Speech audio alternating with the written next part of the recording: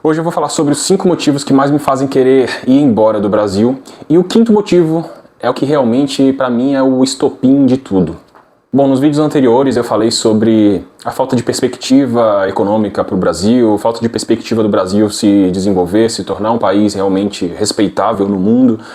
E, enfim, falei sobre várias outras coisas, mas esses foram os pontos principais. Falei sobre a questão de que deixar o Brasil não é apenas uma questão de uma mera escolha aleatória, é uma questão muitas vezes até mesmo de sobrevivência para o seu futuro. Se você pretende dar um futuro decente para sua família e para você mesmo, muitas vezes a melhor opção é sim deixar o Brasil. E nesse vídeo de hoje eu quero falar sobre o porquê que de um tempo para cá eu venho pensando seriamente em deixar o Brasil. E hoje eu vou citar esses 5 motivos, 5 principais motivos. Existem muitos outros, mas esses são os 5 principais. E o primeiro que eu quero citar aqui é a questão da violência.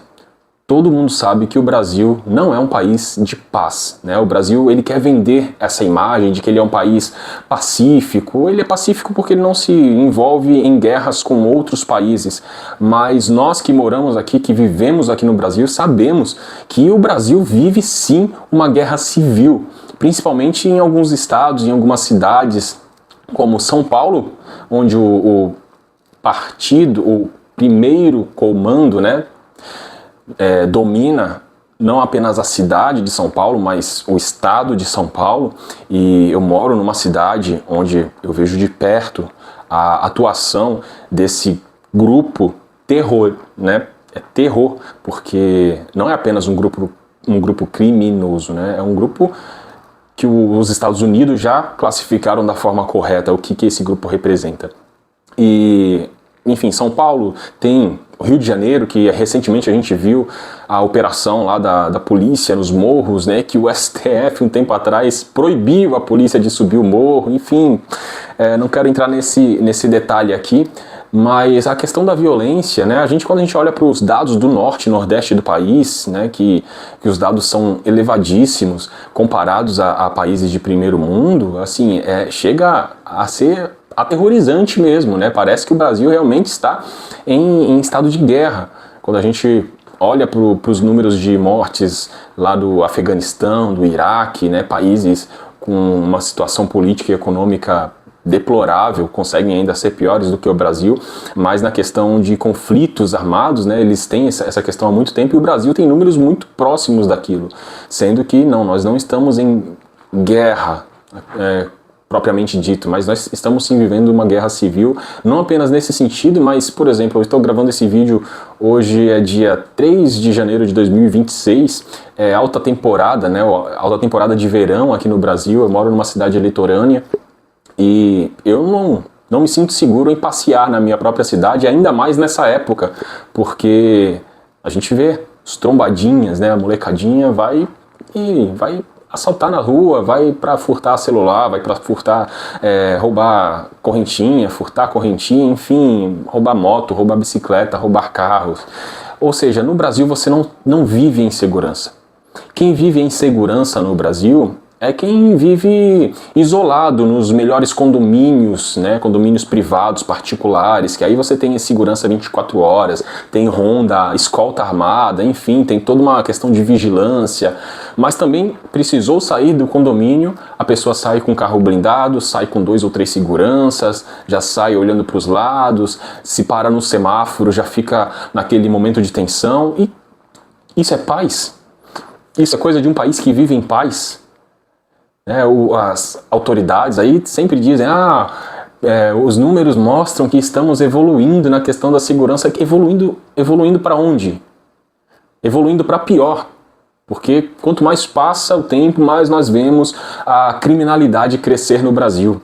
Eu fiz 4 anos de faculdade e tendo que voltar tarde da noite, minha esposa também, e sempre com uma preocupação muito elevada, porque a gente não tem segurança no nosso país. A América Latina como um todo é uma região muito complicada nessa questão de segurança, mas como nós estamos falando de Brasil, os números aqui dentro são muito alarmantes. E se a gente pegar países próximos, Uruguai, Chile, Quais outros países? Até mesmo a Argentina tem números, né, de homicídios muito menores do que no Brasil. Então é algo alarmante e o Estado brasileiro ele é cúmplice. Eu lembro de um discurso do presidente de El Salvador, Nayib Bukele, onde ele dizia que o Estado, pela força que ele tem, pelo domínio que ele tem, ele só não enfrenta e não extermina o crime organizado se ele não quiser, se ele for cúmplice. E, de fato, é o que nós vemos acontecer no Brasil. O Estado é cúmplice do crime organizado. Inclusive, a gente sabe que o crime organizado está infiltrado em todas as esferas nacionais. Não é em apenas algumas esferas, não. São em todas as esferas. Políticas, sociais, enfim, com ONGs, atendendo áreas da saúde, do transporte, tem políticos, enfim, a gente sabe, né? Então, esse é o Estado brasileiro. Vamos partir para o segundo ponto que me faz desanimar em querer continuar no Brasil, que são os altos impostos. Aqui no Brasil, nós já estamos em 2026 e estamos tendo aí o início da implementação da tal reforma tributária, que alguns economistas chamam carinhosamente de deforma tributária, porque o que veio com o discurso de facilitar, de melhorar a carga tributária brasileira, simplificar, essa é a palavra, né, que eles usaram durante muito tempo para passar essa lei da deforma tributária. Na verdade, essa reforma tributária veio para tornar o Brasil oficialmente como o país com o maior imposto de valor agregado do mundo, né? Ou talvez o segundo maior. Parece que a Turquia tem um IVA um pouco maior do que o Brasil, mas enfim, dos países aí dos países mais badalados, né, o Brasil é o que tem o maior imposto do mundo. E os setores que pagavam menos impostos, que é o setor mais importante da economia brasileira, que é o setor de serviços, onde a carga tributária girava aí em torno de 13, 15, 16%, vai ser corrigido esse ano para 30%, né? Ou seja, vai dobrar a carga tributária do setor que basicamente move a economia brasileira, né? Também o setor agropecuário, enfim. O custo de vida no Brasil, que já não é barato, vai se tornar ainda mais insuportável. Então, os altos impostos são assim, um problema seríssimo para quem quer ter um padrão de vida razoável no Brasil. É por isso que o pobre, como diz uma música lá dos anos 2000, alguma coisa assim, né? O pobre cada vez fica mais pobre e o rico cada vez fica mais rico. Não é por conta do capitalismo, é por conta do Estado, da intervenção estatal, que quer distribuir benefícios, que quer distribuir auxílios em nome de angariar eleitores, e acaba tendo que descontar tudo isso na carga tributária. E alguns dizem, mas o SUS é grátis. Toma aí o seu SUS grátis de 30% de carga tributária. Você ainda acha que o SUS é grátis? Larga de ser, larga de ser cabecinha. Se você ainda cai nesse discurso de que aqui no Brasil a gente tem SUS grátis, a gente tem as leis, né, do trabalho, a CLT, nossa, que coisa linda que nós temos no Brasil. CLT é uma porcaria. O mundo moderno não quer CLT. Ninguém sai dos Estados Unidos para vir procurar emprego no Brasil porque aqui tem CLT. Saiba que se o salário aqui no Brasil é baixo, nós temos um dos salários mínimos mais baixos dos países em desenvolvimento e países desenvolvidos também, por conta da CLT. Porque por conta de todas as leis trabalhistas, as obrigações que o seu patrão precisa pagar, quando ele contrata um funcionário, ele está pagando por 2 praticamente. Então o seu salário é uma miséria por conta disso, por conta do Estado, da intervenção estatal, por conta da CLT. Larga de ser burro, pensa um pouquinho sobre isso. Larga de ser guiado pelos professores socialistas que te fizeram acreditar nessa infame mentira. Lembra de onde veio a CLT?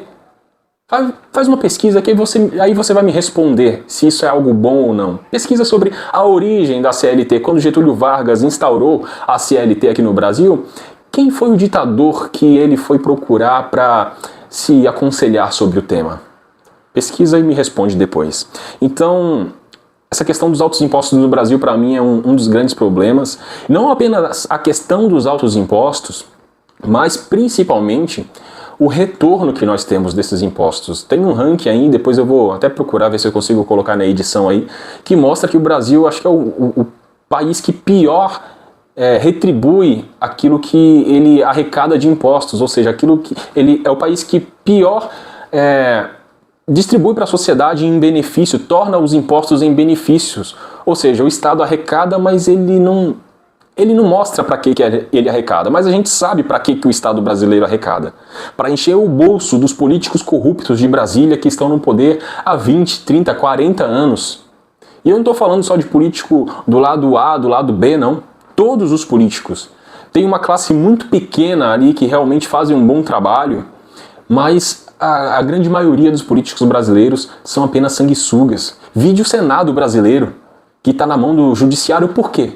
Porque a maioria estão envolvidos em escândalos de corrupção, seja em âmbito federal, seja em âmbito municipal, porque muitos deles eram prefeitos, outros eram governadores, né? Até ministro do STF, né, que se orgulha em ser comunista, tem escândalos quando foi governador no estado dele. Mas tá tudo certo, né? O Brasil está arrecadando aí 4 trilhões de reais em impostos, mas ainda fecha com déficit de 6 bi. Por quê? 6 bi? Bom, não lembro se é 6 bi, eu ouvi falar aí algo em torno de 40 bi, 60 bi. Bom, o fato é que nós arrecadamos trilhões de reais, batemos recorde todos os anos e ainda assim falta dinheiro para pagar as contas do governo. Por que será? Vamos para o terceiro motivo que me faz desanimar em querer continuar no Brasil. O terceiro motivo é algo um pouco mais filosófico, vamos dizer assim, né? Que seria o quê? A mentalidade da população brasileira. Tem algumas pesquisas aí que dizem que o QI do brasileiro médio é compatível, é igual ao QI de um macaco, de um primata.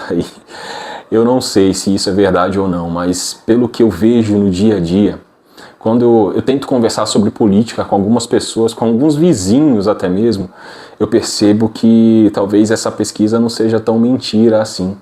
Porque não apenas na conversa sobre política, mas a conversa sobre a vida de modo geral, conversa sobre trabalho, por exemplo, conversa sobre temas mais abertos, as pessoas só estão dispostas a conversar sobre futebol, sobre novela, sobre Big Brother. Será que esse ano vamos ter Big Brother ainda? Eu não duvido, eu não duvido. É isso que o brasileiro gosta, é isso que o brasileiro quer. Pão e circo, e Bolsa Família, é claro, né? Mas se bem que Bolsa Família faz parte do pão, né? Então é isso que o brasileiro quer, pão e circo.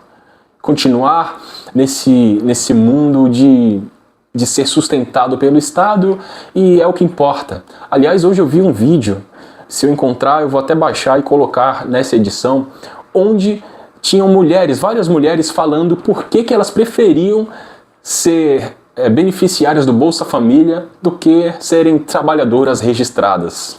Eu prefiro receber o Bolsa Família do que ser CLT. Eu prefiro receber o Bolsa Família do que ser CLT, sabe por quê? Porque CLT ele sofre muito, gente. Além dele sofrer, o patrão ainda quer humilhar ele, gente. E sendo do Bolsa Família, não, ninguém me humilha. A única humilhação que eu sinto é ter que esperar até o final do mês para receber meu dinheiro. Eu prefiro ter o Bolsa Família do que ser TLT. Por quê? Sendo TLT, o patrão logo liga. Você não pode nem curtir o final de semana, que o patrão logo liga para começar a trabalhar. Eu prefiro ter meu Bolsa Família do que ser CLT, porque o salário do CLT é muito pouco e eles pagam aluguel. E é caro o aluguel. No meu caso, eu não pago aluguel, porque eu tenho minha casinha de barro, viu? E o meu Bolsa Família, e não vivo humilhada. Essa é a mentalidade do brasileiro médio. Então, assim, dizem que nós somos a média das pessoas com as quais nós nos relacionamos, né? E é difícil a gente conseguir se relacionar dentro de uma sociedade tão moralmente caída, a gente conseguir se relacionar com pessoas que tenham algum tipo de pensamento mais elevado.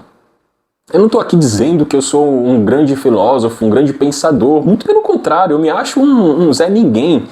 Não apenas me acho, eu sei que eu sou um Zé Ninguém. Mas, poxa vida, as pessoas não têm um mínimo de leitura. Você não consegue conversar sobre filosofia com as pessoas na rua, com seus vizinhos. Você vai falar com seus vizinhos sobre Sócrates, eles vão falar, pô, foi um grande jogador do Corinthians. Tenta falar com seus vizinhos, a não ser que você realmente mora num lugar privilegiado, né? Então, assim, a mentalidade do brasileiro, ele reflete também o país que nós somos. E isso me desanima muito porque mostra também a direção para onde o Brasil vai.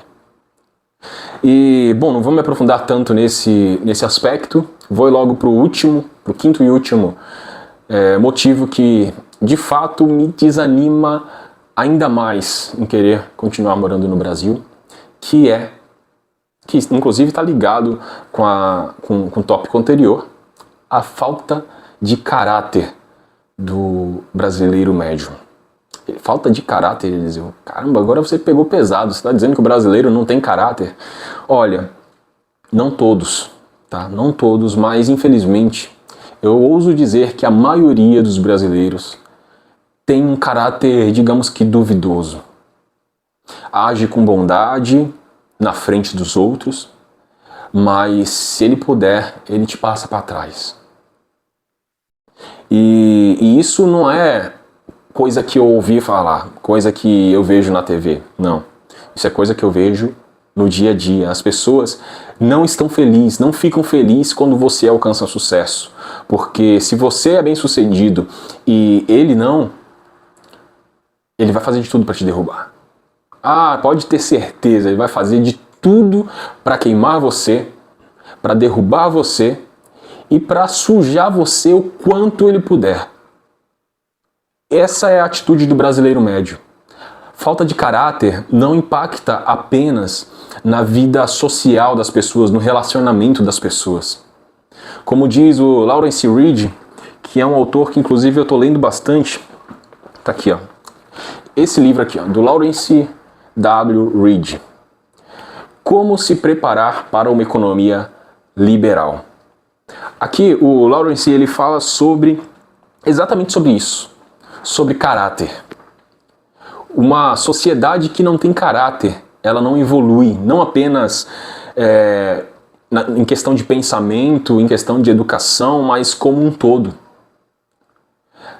É preciso você ter caráter no seu dia a dia. Você não tem que ter caráter só quando as pessoas estiverem ao seu redor para você mostrar que você tem uma postura ali decente, não. Isso tem que estar intrínseco a você, tem que fazer parte do seu ser. Tem que ser quem você é de verdade, não quem você finge ser. Uma máscara que você coloca no seu ambiente de trabalho, por exemplo, na frente do seu chefe.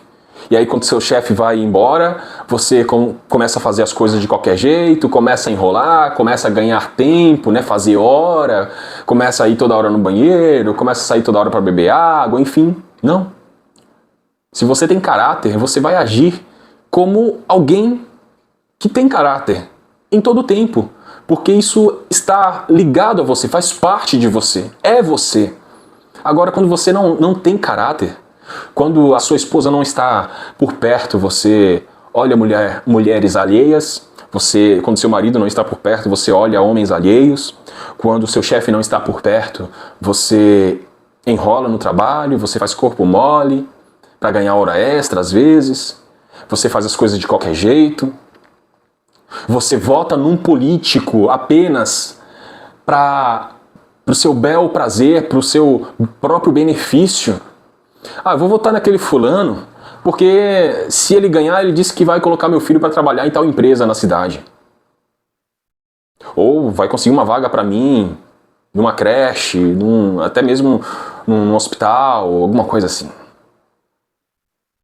Mas, domingo, 7 horas da noite, você está lá na igreja orando. E olha, eu sou um cristão, mas conheço muitos irmãos nessa mesma situação, que dizem que tem honra, que tem caráter, mas na hora do vamos ver, faz aliança com Deus e com o diabo. Então, eu vejo isso acontecer muito. Eu sou empreendedor, eu trabalho na construção civil há mais de 20 anos, estou iniciando empreendimentos em outras áreas, até em plataformas digitais, criando algumas plataformas, também na questão de limpeza de estofados, estou abrindo um pouquinho o leque.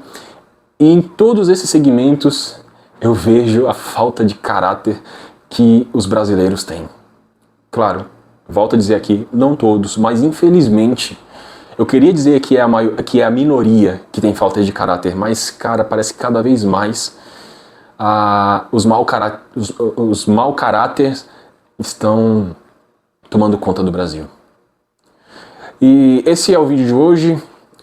Esses são os 5 principais motivos, tem muitos outros que têm me feito pensar muito em ir embora do Brasil o quanto antes, mas esses são os 5 principais. Se você sente falta de algum, coloca aqui nos comentários. Eu gostaria muito de saber também quais os motivos que podem te fazer de repente quererem ir embora do Brasil. E coloca aí também o que você achou desses motivos, comenta sobre eles, que eu estou ansioso para ler sobre os seus comentários sobre isso. Tá bom? Se você também gostou desse vídeo, deixa a sua curtida, se inscreve aí no canal para dar aquela força, compartilha com seus amigos, manda nos grupos do WhatsApp e te vejo no próximo. Se você não viu os vídeos anteriores, vou deixar aí para vocês também poderem assistir. Valeu, pessoal, até a próxima. Tchau.